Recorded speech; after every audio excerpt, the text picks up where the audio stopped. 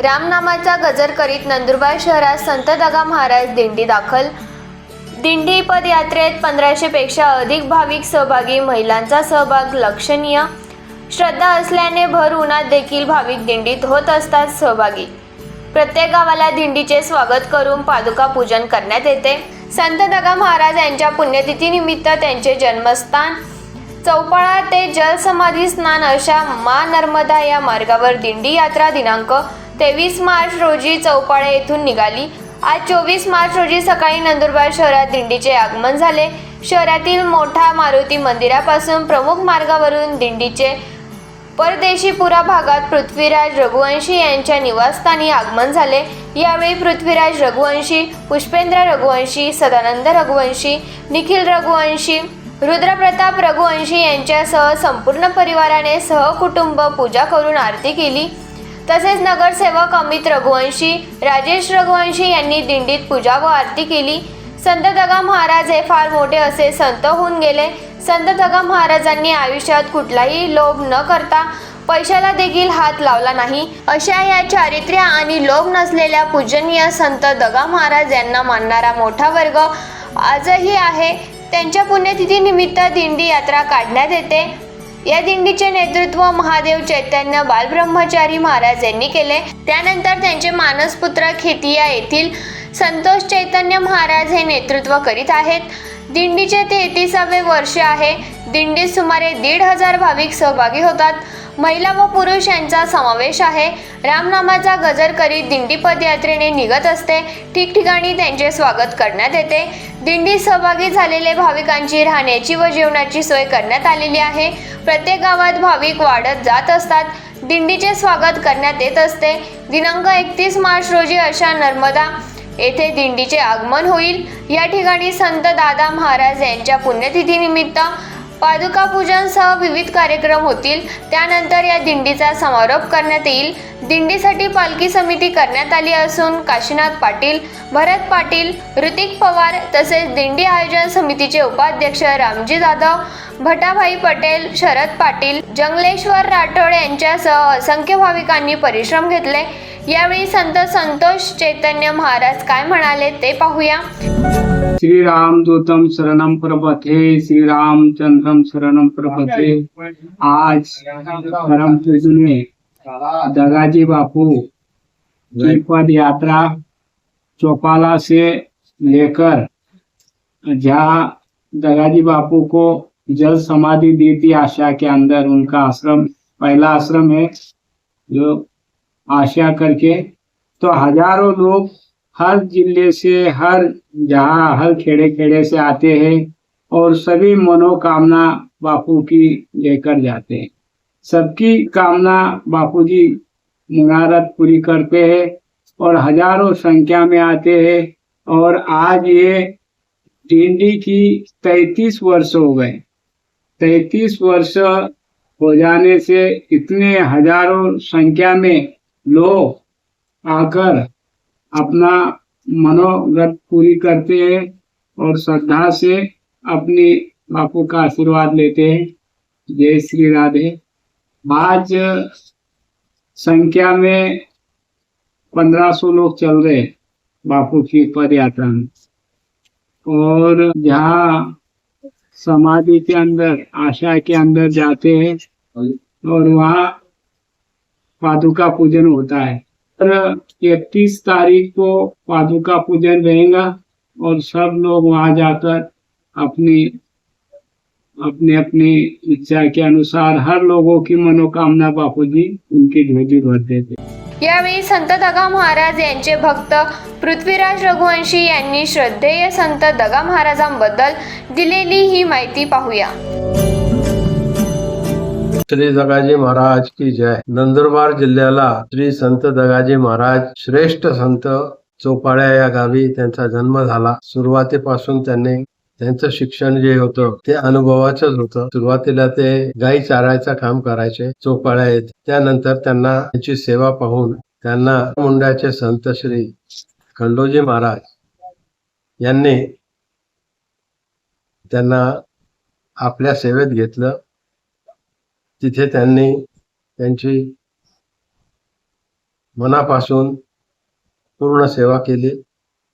संत खंडोजी महाराज, संत संतोजी महाराज या दोघांचे त्यांनी सेवाचा त्यांना लाभ मिळाला आणि त्यांना त्यांचा आशीर्वाद लाभला. त्यामुळे हे थोर संत निर्माण झाले. हे निर्लोभी संत होते. यांना कोणत्याही प्रकारचा लोभ नव्हता. हे कधीही कोणाकडून काही अपेक्षा ठेवत नव्हते. हे निरपेक्ष भावाने परमेश्वराचा श्री रामनामचा प्रचार आणि प्रसार करायचे. जिथं कुठं रामधून करायचे तिथं त्यानंतर त्या गावातील त्या भागातील मंडळी आपली भंडारा करायची आणि तो भंडाऱ्याचा प्रसाद सर्वांना दिलं की दुसऱ्या गावाचा नंबर लागायचा. त्यांनी आपल्या आयुष्यात व्यसनमुक्ती आणि परमेश्वरावर त्यांची असीम श्रद्धा असल्यामुळे ते आजन्म ब्रह्मचारी होते. त्यांनी आपल्या आयुष्यात कधीच कोणाकडून काही अपेक्षा केली नाही. कुणीही काही त्यांच्याकडे प्रॉब्लेम घेऊन गेला, प्रश्न घेऊन गेला तर ते एकच सांगायचे, भगवान नो रामनो नाम लो, रामधून करो भाई, भगवान बधू करसे. थोडीफार मराठी, थोडीफार गुजराती अशी भाषा ते बोलत होते आणि त्यांनी हे कार्य त्यांच्या वयाच्या 65 वर्षापर्यंत पूर्णपणे केलं. वयाच्या 66व्या वर्षी त्यांना देवगमनचा योग झाला आणि त्यावेळा त्यांनी अनेक कार्यक्रम केले. त्याच्या आधी त्यांनी मला कोरवाडवाडीमध्ये नंदुरबार येथे या वेळेला मोठ्या मारुतीवर एका महिन्याची रामधून झाली आणि अन्नप्रसादाचा कार्यक्रम मला सोपण्यात आला. त्यावेळेला कोरवाडवाडी येथील पहिल्या खांबापासून शेवटच्या खांबापर्यंत पूर्ण बुंदीचं निर्माण केलं. त्याच दरम्यान तिथे नगरपालिकेचे निवडणुका झाल्या होत्या. त्यावेळेला गावातील सर्व यशस्वी आणि पराजित मेंबरांना त्यांनी बोलवलं आणि त्यांना सांगितलं, भाई हे प्रसाद वाटपाचं काम तुम्ही करा. आणि 250 ग्रामच्या आम्ही त्या प्रसादाच्या बुंदीच्या पुड्या बनवल्या. त्या पुड्या संपूर्ण नंदुरबार मध्ये कोणतेही जात भेदभाव न करता प्रत्येक घरी ते प्रसाद पाठवला. तसंच त्या दिवशी एसटी स्टँडवरील सर्व प्रवासी, मार्केट कमिटीमधील सर्व प्रवासी, तसाच रेल्वे जाणाऱ्या सर्व रेल्वेमधून देखील प्रसादाचं वाटप करण्यात आलं. मग अन्नपूर्णाची एवढी कृपा होती की कुठेही प्रसादात कमी पडलं नाही. त्यावेळेला शेवटी संध्याकाळी त्यांनी दिवा लावला, माईला नमस्कार केलं आणि सांगितलं, माई आता आपण कुंभमेळ्यामध्ये भेटू. आणि त्यावेळेला मला सांगितलं की पृथ्वीराज तू काय मागायचं माग. मी त्यांच्याकडनं त्यांची सेवा मागून घेतली. त्यांचे शेवटचे 13-14 दिवसाच्या सेवाचा मला आणि मोहिद्याचे पांडुभाई तसेच एक डॉक्टर म्हणून इसम होते ते, असे आम्ही 3 लोकांना ह्या सेवेचा लाभ मिळाला. त्यांनी शेवटी महावीर हॉस्पिटलमध्ये ज्या वेळेला त्यांनी पहाटे उठून मला आंघोळ वगैरे घातल्यानंतर त्यांना त्या सलाईन्स वगैरे लावल्या डॉक्टरांनी. त्यांनी 2 हात वर करून आम्हाला आशीर्वाद दिले आणि रामधून करत करत त्यांनी आपला प्राण डोकं खाली करून फक्त समाधीमध्ये विलीन झाले. नंतर त्यांना तिथून नंदुरबार येथे आणण्यात आले, चौपाळ्याला नेले. नंदुरबार येथून त्यांची यात्रा निघाली. ती यात्रा थेट प्रकाशाहून नर्मदा आश्रम, निर्लोभी आश्रम आशा येथे गेली. माई नर्मदेमध्ये त्यांची भरपूर श्रद्धा होती. तिथे देखील त्यांचा आश्रम आहे. तिथेही सर्व विनामूल्य कार्य जे लोक तिथे जाऊन रामधून करतात त्यांना अन्नदान वगैरे त्यांचे सर्व आश्रमामध्ये होतच आहे, आजही होत आहे. त्यांची दिंडीची प्रथा देखील सुरू झाली. त्या दिंडीची प्रथालाही आज जवळजवळ 20 वर्ष झाले आणि जवळजवळ 10 वर्षापर्यंत ते कार्य मी केलेलं. त्यांच्या कृपेमुळे मला ते 10 वर्ष काम करायची संधी मिळाली.